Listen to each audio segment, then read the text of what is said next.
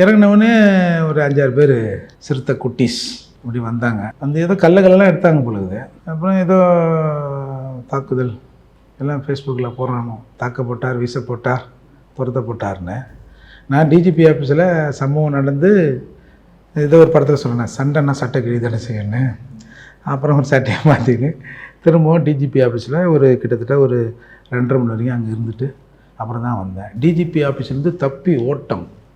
ஏன்னா வெக்கமாக இல்லை, ஒரு டிஜிபி ஆஃபீஸில் ஒருத்தனை அடித்து ஓட விட்றோம் அப்படின்னா சட்டம் ஒழுங்கு ரொம்ப அழகாக இருக்குன்னு தானே அர்த்தம்.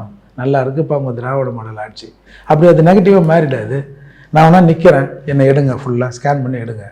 நான் அப்படியே தானே இருக்கிறேன். அப்புறம் என்னை தாக்கிட்டோம் போயிட்டோம் அப்படின்ட்டு அப்புறம் பார்த்தா இப்போ ஏதோ கமிஷன் ஆஃபீஸில் நிற்கிறானுங்களாம். ஏதோ அவங்க ஆளுக்கு வந்து ஏதோ 20 தையல் 14 தையல் அது எதுன்னு சொல்லி ஏதோ அந்த கமிஷனர்கிட்ட போய் நின்றுங்கிறாங்களாம். ஏன்னா கமிஷனர்கிட்ட என்ன போகிறீங்க? உங்கள் முதல்வர்கள் கேட்டு தானே எம்எல்ஏ தாக்குதல் நடத்துறதா சொல்கிறீங்க. முதல்வர்கிட்ட போங்க. இன்னும் இங்கே இருக்கிற தமிழ்நாட்டில் இருக்கிற பறவைலாம் இழிச்சு வாங்கிச்சிக்கிறானுங்க.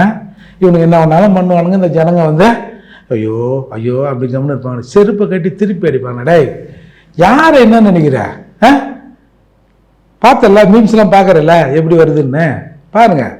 அதனால் நான் இன்னமும் என் சகோதரர்கள் தான் நானும் அமைதியாக இருந்தேன். அப்புறம் ஒரு கட்டத்துக்கு மேலே ஒரு சகோதரன் அது மயிராது அப்படின்னு சம்பவங்கள் நடந்தே இருக்குது.